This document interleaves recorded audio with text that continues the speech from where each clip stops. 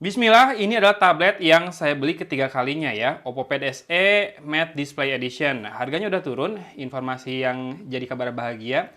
Karena kan tablet-tablet juga udah mulai naik nih harganya, termasuk yang kemarin yang Helio G80 harganya 2,3 jutaan. Nah ini 2,3 jutaan juga dengan promo sih memang ya harganya kalau mau 2,3 jutaan. Tapi saya cek di Topet maupun di Shopee, kalau promonya lagi nggak gede-gede banget pun masih bisa didapatkan di 2,4 sampai 2,5 jutaan ya. Memang harganya udah rada menurun kayaknya. Dulu saya jual gara-gara saya nyobain Oppo Pad 3 dan sampai sekarang betah banget. Tapi karena Oppo Pad 3-nya sering dipinjam anak saya pas lagi nunggu di sekolah ya. Kan jam pulang sekolahnya beda sejam doang kadang, yang kecil sama yang gede. Jadi ya akhirnya kadang-kadang dipinjam terus saya bingung gitu buat kerja pakai apa.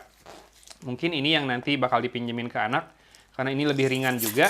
Dan itu saya beli casingnya 80 ribuan aja, original, tapi udah bukan yang transparan dan lidnya biru kayak dulu ya. Sekarang warnanya putih, solid, dan lidnya putih juga. Agak khawatir kotor sih, tapi karena yang transparan dan lidnya biru kemarin saya order udah habis. Ya udahlah, yang putih nggak apa-apa. Dan ini salah satu kelebihannya, bukan salah satu lagi, malah kelebihan utamanya adalah tablet 2 jutaan yang punya matte display ya. Layar matte ini kalau kamu udah pernah nyoba sekali, itu bakal ketagihan pakai. Kan bisa pakai ini anti gores, betul bisa pakai anti gores, tapi anti gores biasanya seiring waktu jadi kusam. Ya nanti ganti lagi yang baru sih solusinya ya anti goresnya. Tapi kalau pakai stylus bakal lebih cepat kusam juga. Kalau pakai jari aja gampang kusam, soalnya anti gores, apalagi yang murah-murah, yang 30 ribu. Oh ini lumayan berat, ternyata setelah saya coba lagi, nggak seringan yang saya bayangkan. Karena memang baterainya besar ya, 9340 mAh. Ini prosesornya pakai Helio G100 Ultra. Kemudian layarnya 90 Hz, 11 inci. Kalau nggak salah 1.5K. Dan ini juga mendukung O+ Connect. Jadi kalau kamu punya smartphone Oppo, Reno series, mulai dari Reno 11, kemudian juga Fine series, itu kamu bisa screencast ke tablet ini, dan nanti manajemen filenya bisa dua device dibuka dalam satu aplikasi file manager ya. Di tablet ini kalau nanti kamu sudah connect dengan akun Oppo ID, lalu connect di smartphone dengan akun yang sama, kamu deketin, nyalain WiFi, Bluetooth, dan lain-lain, kamu bakal bisa lihat isi smartphone kamu di file manager tablet ini. Nih layarnya asli kece banget. Tuh, matte gini kalau dikasih lihat pantulan cahaya juga masih enak dilihat. Buat nonton, apalagi buat ngafe outdoor gitu, ini bakal lebih enak dibandingkan yang glossy displaynya. Di sisi atas ada satu mikrofon dan volume up and down. Ini warnanya silver ya. Kemudian di sisi kiri ada dua set speaker grill dan juga tombol power. Nah, ini ada sedikit pemisah nih, yang bagian bawah ini bagian logam, atas ini plastik karena buat penerimaan sinyal. Dan sejauh yang saya pakai untuk nonton sambil treadmill biasanya dulu ya, Oppo Pad SE Matte Display Edition ini suaranya lantang ya. Bisa lah dibandingkan dengan Honor tablet atau dengan Redmi Pad 2. Redmi Pad 2 mungkin buat teman-teman bakal terasa lebih worth it, betul. Sama-sama Helio G100, lainnya 2K dan bisa jadi secondary screen wireless buat laptop ya. Mau itu Mac ataupun Windows, betul juga. Tapi itu RAM-nya 4 GB dan menjalankan HyperOS di RAM 4 GB itu berat pemirsa. Ini juga sama RAM-nya 4 GB, tapi menurut saya ColorOS ini lebih enak, lebih simpel. Oh iya, ada kabar baik juga. Tadi saya lihat di Instagram, Redmi Pad 2 bakal tersedia varian 4G-nya. 4G ya kan pakai Helio G100 Ultra dan RAM-nya naik jadi 6 GB. Mudah-mudahan lebih lancar tuh. Jadi kalau kamu yang protes mending Redmi Pad 2 aja, apalagi yang ada 4G-nya boleh. Itu harganya 2999 ya, 6128. Kalau saya lebih prefer pakai yang ColorOS sih. Oke, kita lanjut. Di sini ada mikrofon lagi, jadi dua mikrofonnya. Mudah-mudahan kalau buat meeting bisa meminimalisir suara jauh atau suara dari belakang ya. Kemudian ini port Type-C-nya agak mepet ke bawah, memang nggak terlalu tengah. Dan ini loudspeaker kanan, dua juga. Di sisi bawah tidak ada apa-apa. Jadi kalau misalkan ada aksesoris keyboard, sepertinya koneksinya harus dengan Bluetooth ya, karena tidak ada pin pogo magnetik. Ini penampakan bezelnya standar lah ya. Tidak terlalu tebal, tidak terlalu tipis. Segini mah udah enak sih buat tablet. Kemudian di dalam paket penjualannya, kita juga akan dapatkan apa lagi? Ini dia buku quick guide-nya sama safety guide-nya. Tapi, oh ini, di sini ada ininya, form garansinya nih. Ya, dan daftar service center-nya apakah ada di sini? Sepertinya tidak ada, tapi kalau teman-teman yang mau cari di webnya Oppo ada sih daftar service center-nya. Kalau Bandung di Jalan Pajajaran, kayaknya di BEC deh ya. Kemudian ini dapat charger juga Type A. Berapa watt? Ini chargernya 15 watt saja. Oke, ya banyak tablet 2 jutaan yang supportnya 15 atau 18 watt saja memang. Kemudian kabel data atau kabel charging Type C dari Type A to Type C ya, dengan aksen warna putih saja seperti itu. Tidak ada SIM ejector, tidak ada ejector apa-apa. Kenapa? Karena memang tabletnya juga nggak punya slot micro SD ya. Kamu harus puas dengan storage 128. Kalau saya sih sangat cukup karena jarang salin file offline ke tablet. Oh iya, kalau yang ini, si flip case-nya atau case dari tabletnya ada penutupnya.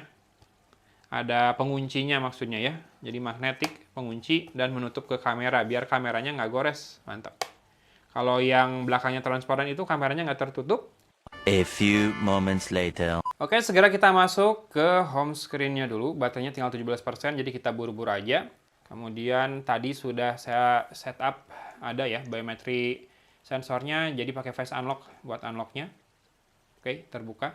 Di cahaya yang sangat cukup sih, tidak ada masalah. Sekarang kita lihat dulu about device-nya. Terpakai storage-nya 18,6 GB, berarti free-nya 109,4 GB. MediaTek Helio G100, baterainya 9340 mAh. Storage-nya UFS 2.2 ya, sementara RAM-nya LPDDR 4X apa 5X saya lupa. Antara dua itu, nanti saya sebutin deh di spek yang saya tulis di layar. Ada RAM expansion sampai dengan 4 GB juga. Kemudian kamera depan belakang 5 megapiksel saja. Performance booster ada Trinity Engine. Kalau di Realme namanya Flux Engine, sama-sama aja sih, beda nama aja ya. Kemudian layar 11 inci, modelnya OPD 2419, dan ini masih pakai Android 15 dengan security update 1 Juli 2025. Kemarin Oppo Pad 3 udah dapat Android 16, ColorOS 16 juga. Yuk, sekarang kita cek untuk software update-nya. Mudah-mudahan sih ada yang terbaru ya. ColorOS 16 biar lebih enak lagi dan biar bisa connect ke Oculus Connect di MacBook saya. Karena Oculus Connect yang terbaru menuntut si device-nya juga pakai ColorOS terbaru. Ini masih ColorOS 15 tapi sudah Desember 2025 patch-nya. Kemudian buat teman-teman yang mau tahu tentang multitasking-nya, kita buka beberapa aplikasi dulu. Oke, kemudian ada aplikasi Notes juga. Dan ada Kidspace ya. Kidspace itu parallel space-nya punya Google. Jadi kayak login dua akun Google yang berbeda. Kalau mau yang lebih praktis pakai Kids mode-nya ColorOS. Biasanya ada. Yes, ada. Di sini harus nyalain dulu ya. Di Accessibility and Convenience. Kids mode-nya harus kamu nyalain dulu biar ini bisa dipinjamkan dengan aman ke anak. Nanti kamu setup dulu seperti ini. Pilih aplikasi apa saja yang boleh dibuka sama anak. Misal untuk saat ini saya kasih YouTube gitu ya.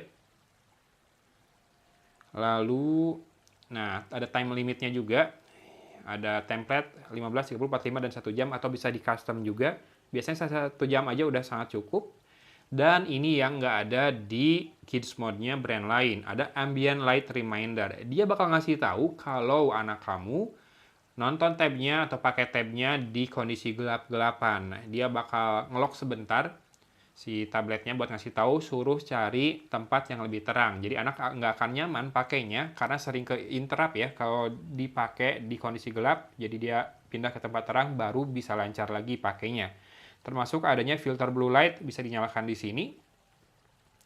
Dan sekarang saya mau ngetes untuk multitaskingnya. Ini ada floating window dan split view. Bisa di hide content juga. Kita coba split view dulu, my files, dan juga apa ya, message aja dulu. Saya mau tahu rasio perbandingan kiri kanannya bisa berapa banding berapa. Itu aja sih. Oh, ini free. Ini nggak mesti 2:1 atau 1:1 ya. Cuma kalau udah ke kanan banget dia nggak bisa, karena terlalu kecil juga kan nggak enak. Jadi ada minimalnya. Segini kayaknya, bentar. Segini. Segitu minimalnya ya, si layar terkecilnya. Tapi selain itu dia bebas, mau sedikit-sedikit digeser juga bisa. Atau mau floating juga bisa.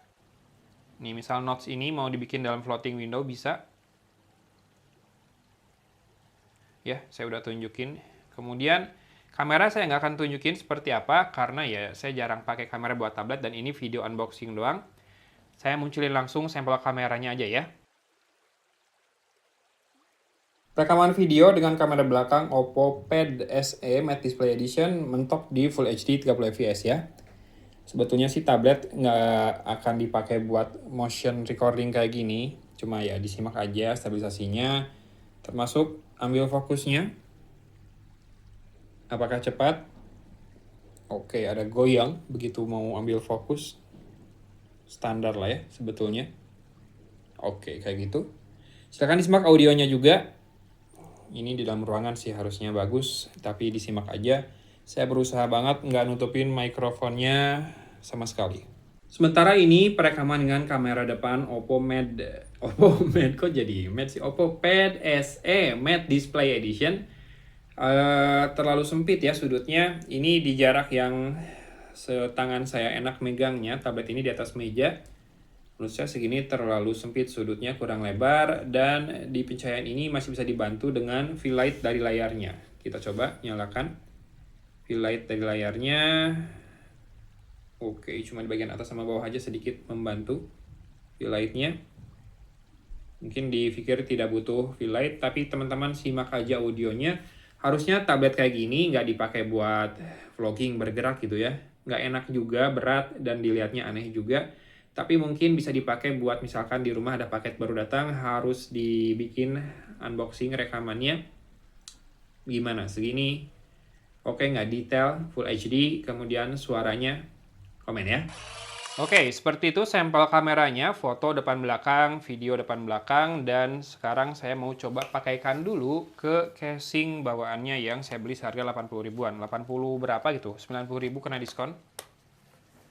Oke, seperti ini. Kurang lebih sama sebetulnya dengan casingnya yang dulu digratisin di awal-awal penjualan. Cuma bedanya kalau yang dulu kan belakangnya tuh buram semi transparan, depannya warna biru, birunya biru agak muda. Nah, kalau yang ini, oke, ini dia kelemahannya. Layarnya nggak auto turn off. Apa nggak ada magnetnya si lidnya ya? Kan magnetnya di sini, ditutupnya. Enggak, tetap menyala layarnya. Atau coba magnetnya kita taruh di depan. Tetap menyala ya. Mungkin itu salah satu kelemahan dari tablet ini. Layarnya kalau lidnya ditutup tidak otomatis mati. Jadi harus kamu manual tekan tombol power. Kalau nggak set time screen out-nya berapa detik. Dan kita tes lagi face unlock-nya. Oke, cepet. Ya, ini dia Oppo Pad SE Matte Display Edition yang sekarang kalau dijual dengan case-nya beda harganya. Kalau tanpa case kamu bisa dapat di harga ngeblur. Fokusnya hilang.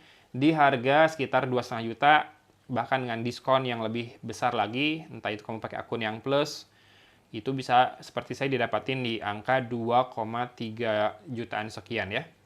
Oke. Menurut saya udah sangat worth it di level harga segitu, terutama kalau kamu memang pakai smartphone-nya Oppo juga. So, kalau kamu tertarik dengan tablet ini, dibandingkan tablet baru yang harganya mirip tapi Helio G80, kamu bisa cek produk yang muncul di video ini di bawah, atau cek linknya, buka deskripsinya ya. Klik di situ. Hatur nuhun sudah menyimak videonya dari Kota Cimahi. Agon pamit undur diri. Wassalamualaikum warahmatullahi wabarakatuh.